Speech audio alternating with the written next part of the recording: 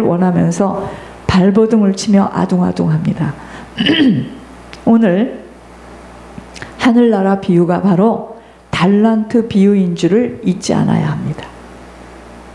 믿음의 사람들은 세상 사람들과 반드시 구별되어져야 한다는 것을 우리는 한시도 잊어서는 아니 됩니다. 신앙은요, 나를 버리고 나를 밟고 상대가 살게 되는 적용이 되어지지 못한 상태에서는 어찌할 수 없이 세상의 풍류가 교회 안으로 들어와 조금 수가 많아지면 싸움이 납니다. 목사가 쫓겨나고 갈라지는 이유들이 모두 다 신앙을 잘못 가르쳐 왔고 잘못 깨닫게 되어진 이유 때문입니다. 신앙은요, 나를 버리고 나를 밟고 상대가 살게 되는 적용입니다. 잘잘못을 따지고 쫓겨내고 쫓겨나고, 이게 신앙은 아닙니다. 이 한 주간 상고해야 합니다.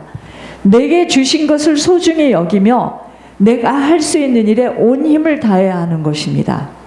여러분, 모두가 말씀을 전파하는 일에 몰수할 수 없어요. 모두가 말씀만 전파하고 있다면 또 모두가 장사를 하여 돈을 벌겠다고 뛰쳐나갈 수 없다는 것입니다. 가문과 배경과 부모가 다르고 배움이 다르고 받은 은사가 다르고 불러주신 자리가 다릅니다. 불러주신 자리가 달라요. 다르기에 자기에게 맡겨주신 일들을 성실하고 진솔하게 정직하게 잘 해나가는 것이 몸된 교회가 건강하게 하늘의 사역을 잘 감당하게 되어지는 것입니다. 가정을 잘 살펴보시기 바랍니다. 아버지는 아버지의 일을 잘 감당하면 되는 것이고, 어머니가 아버지를 제쳐두고 무엇이든 자기의 주장대로 자기의 멋대로 숨기면서까지 마음대로 일 처리를 하는 가정, 어찌 되겠습니까? 파산이 나고 맙니다. 파산이 나고 맙니다. 가정은 무엇이든 함께 다 드러내어 놓고 낱낱이 상의하고 고민하며 한쪽에서 못 알아듣는 자 같으면 더 많은 희생과 헌신, 충성의 씨를 뿌리면서 아버지의 때를 기다리는 수고의 고통이 필요한 것입니다. 자녀는 자녀의 일들을 잘 성실히 해줄 때 부모의 마음에 근심시키지 않게 됨이 효도입니다. 무엇을 주고받고 하지 않아도 자기들의 인생을 잘 꾸려가면서 행복하게 탈 없이 살아줌이 부모에게는 가장 큰 선물을 안겨주는 것입니다. 권사님, 좀 누워서 들으세요. 괜찮습니다. 누우세요. 권사님 좀 눕혀주세요. 네. 눕혀주시고 담요로 덮어주세요. 누워서 들으셔요. 괜찮습니다. 괜찮습니다. 그러나 하루가 멀다 하고 전쟁이 일어나는 자녀의 가정을 보면서 부모의 마음은 찢어지는 아픔을 겪지만 사실은 본인들이 그러한 것을 거둘 수밖에 없는 씨를 뿌린 것으로 지금 거두고 있는 수확일 뿐이기에 뼈가 시린 고통을 겪게 되는 것입니다. 자, 보세요. 가정이 하나 되어지지 못하고 늘 살고는 있으나 마음이 갈라지고 미움과 원망과 한숨이 꺼지지 못한다면 잘 들으시기 바랍니다. 가정에는 하나님의 긍휼하심은 절대로 나타날 수 없다는 것을 기억해야 합니다. 우리 모두는. 자, 아픔을 겪어야 할 수밖에 없는 영적 대물림으로 갈라짐에 어찌할 수 없는 보응을 치러야 하는 것 외에는 함께 살고 있는 가정에 하나 되어지지 못함은 마치 병에 금이 나 있기에 언젠가는 이 가정은 파탄이 날 수밖에 없는 경제, 건강, 관계성, 모든 것들 다 무너지게 되어 있습니다.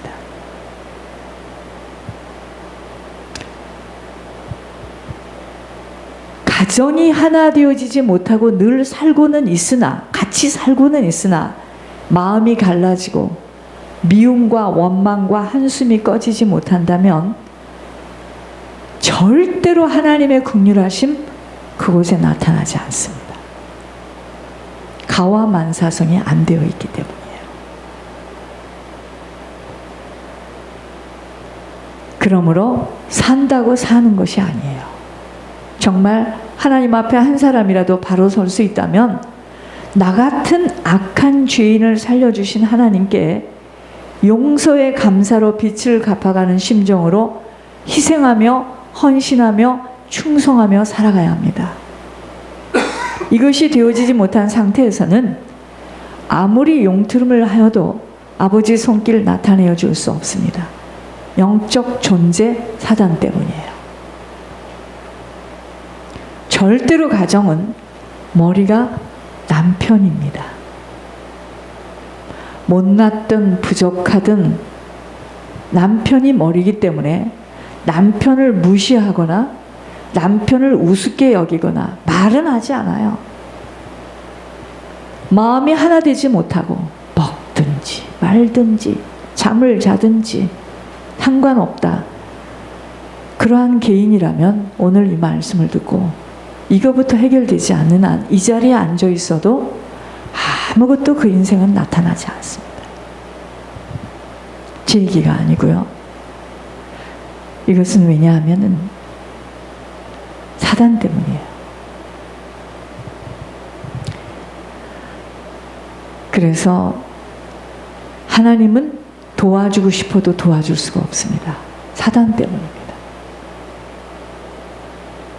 이 비밀을 모르면 부부관계가 원수라느니 잘못 만났다는 등 어이없는 표현들을 하는데 일평생 허공을 치는 인생을 살아가고 있는 자의 고백입니다. 섬김이라는 하늘의 비밀을 모르는 만큼은 자기와 아무런 상관없는 곳에서는 반짝 섬길 수 있다고 생각하나 내게 주신 그 현장에서의 감당해야 할 사명은 바로 볼 수 없기에 하나님 나라의 일을 망치고 있는 본인임을 알아야 합니다. 가정은 남편이 머리입니다. 이것은 하나님이 주신 법칙이기 때문에 어찌할 수가 없습니다. 그러나 가만히 우리 인생들을 바라보는 여자들이 기가 세고 너무 똑똑하고 낯서. 그런데 가만히 보면 아무것도 되는 일이 없습니다. 우리 이 문제를 해결해야 됩니다. 이것 때문에 자녀가 안 되어집니다. 이것 때문에 경제 안 풀립니다. 절대로 안 풀어주십니다. 하나님이. 사라가 아브라함을 뭐라고 이야기했죠? 나의 주라고 했습니다. 왜 하나님께서 우리 교회 어떤 성도에게 별로 예배도 나오지 못하고 별로 이렇게 멀리 살기 때문에, 그런데 그의 예물 기도에서는 항상 다정하게 부르는 이야기를 제가 깊이 곰곰하며 물었습니다. 여러분, 우리가요, 그래서 남자들에게는 가장 하늘에서 준 축복이 뭐냐면 좋은 아내를 낳는 겁니다. 그것이 남자에게는 최고의 축복입니다. 아내는 하나님이 주시는 선물이에요. 그가 뭐 하나님을 믿든 안 믿든. 그런데 남편을 무시하고, 왜 제 입에서 자꾸 지금 이 말이 나가는지 모르겠는데 하나님이 하시는 말, 이 말을 들어야 될 사람이 우리 교회는 많은 거예요. 하나님이요, 절대로 그 남편을 통해서 그 가정에 하나님이 역사를 한다는 겁니다. 그러면 그 원수 같고 나에게는 없었으면 좋겠는 그 사람이 나를 훈련할 수 있는 도구였습니다. 이것이 해결이 되지 않는 한은 절대로 아무것도 안 일어나요. 그냥 구경하고 갈 뿐입니다. 천국은 가겠지만 주인공으로는 쓰임받지 못해요. 나를 버리고 가고 영적으로 나를 핍박하면서 문제가 터진 거야. 절대로 가정 깨고 싶지 않았습니다. 그러나 하나님께서 그렇게 인도하는 사람이 있습니다. 그러나 그거 말고 살고 있는 한은 그건 사는 게 아닙니다. 남편이 무엇을 먹었나? 어디서 잠을 자나? 알 바 아니다 나는. 여러분 이거 갱신되지 않는 한 자녀 앞으로의 인생 안 풀어집니다. 지금 성령이 우리 교회에 하시는 말씀이에요. 안 풀어집니다.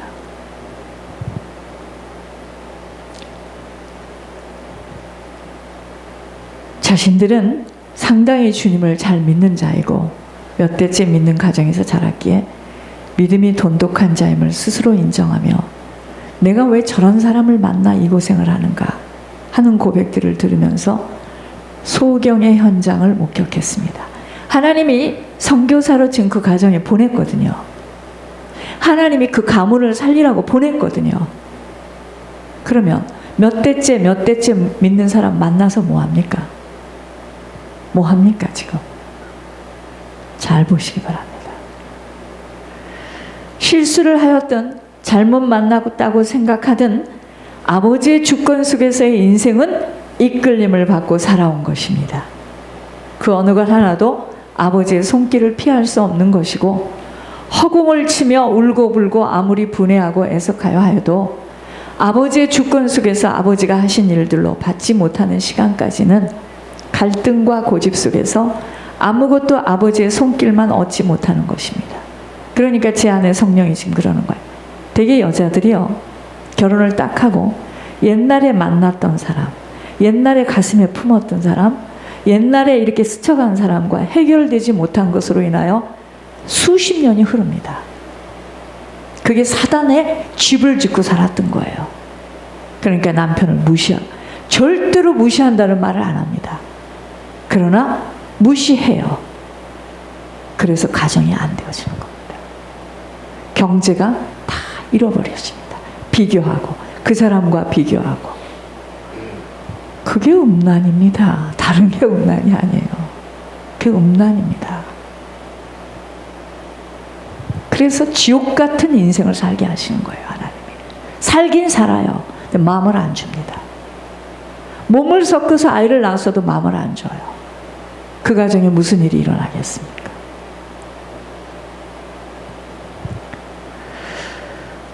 어느 것 하나도 아버지의 손길을 피할 수 없는 것이고 허공을 치며 울고불고 아무리 분해하고 해석하여도 아버지의 주권 속에서 아버지가 하신 일들로 받지 못하는 시간까지는 갈등과 고집 속에서 아무것도 아버지의 손길만 얻지 못하는 것입니다.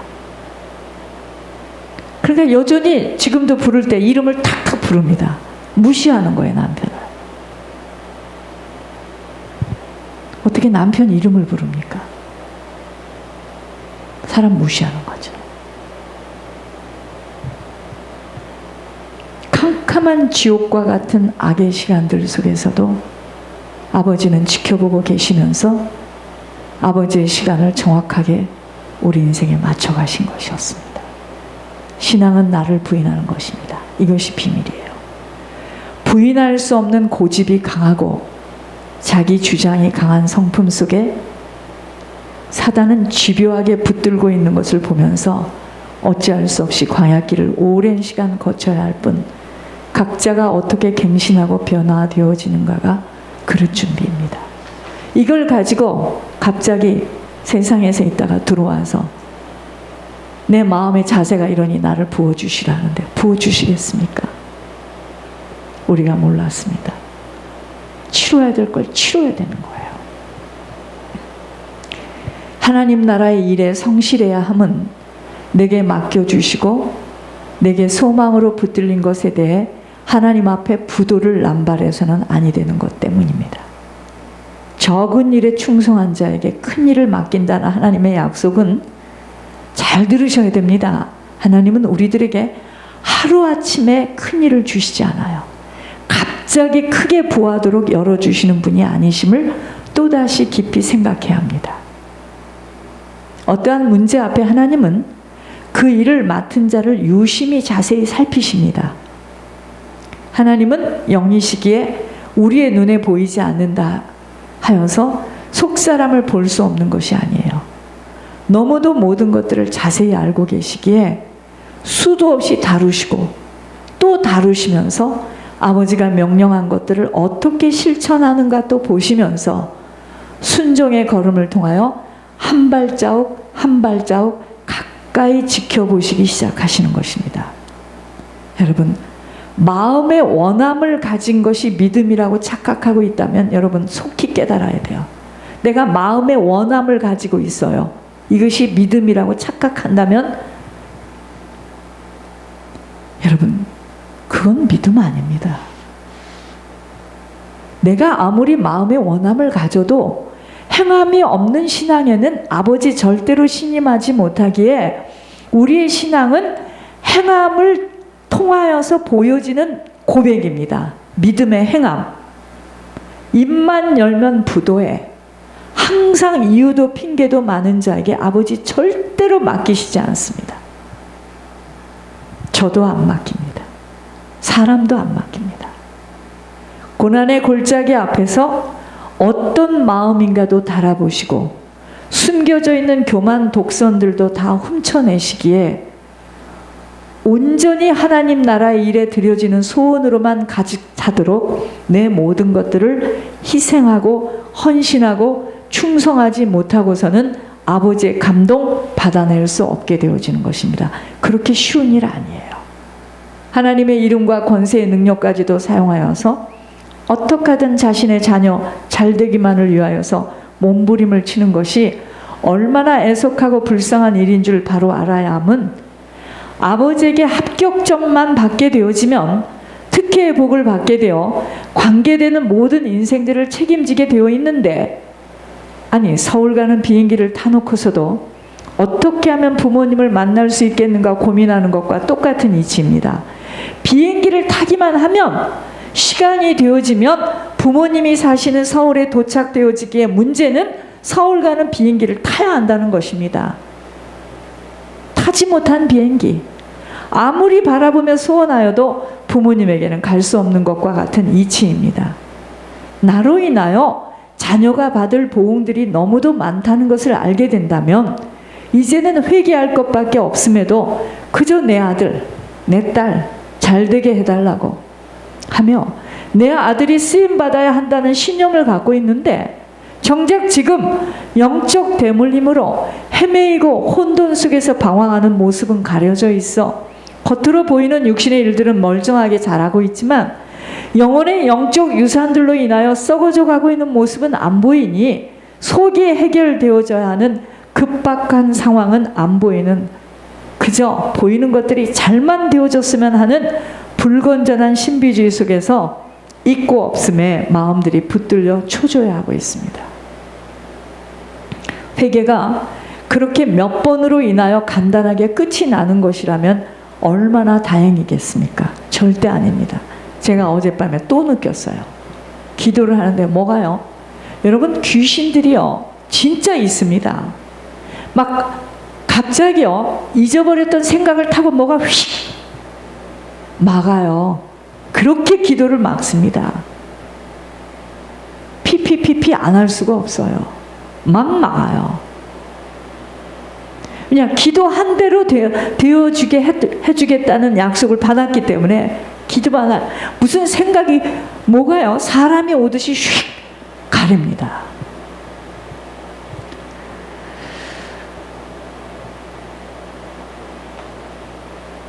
회개가 그렇게 몇 번으로 해서 간단하게 끝이 나는 것이라면 얼마나 다행이겠습니까? 아닙니다. 끝이 없는 경주입니다. 육신을 벗는 날까지 조상과 가문, 부모의 죄값을, 내 죄값을 보응으로 치러가는 과제를 풀어야 함이 인생이 되어지지 못하면 또 후손들에게 내 죄값까지 고스란히 내려가는데 지금 그들이 무슨 일을 하고 있고 무슨 학교를 가고 있음이 무엇이 그렇게 중요합니까? 다 세상 이치에 맞도록 세상 눈치를 봐야 하기 때문입니다. 안타깝지요.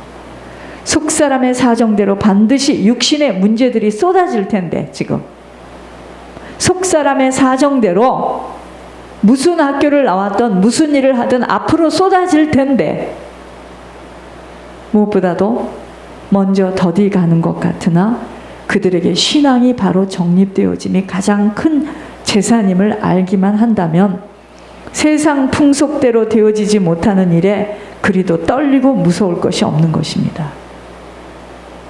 똑같은 시간, 똑같은 장소에서 한 학교를 다닌 두 인생이 몇십 년이 흘러서 영적 유산으로 인하여 나타나는 현상을 보면서 인생은 절대로 세상 방식대로 되어지는 것에 의하여 세워지는 것이 아님을 보게 하셨습니다.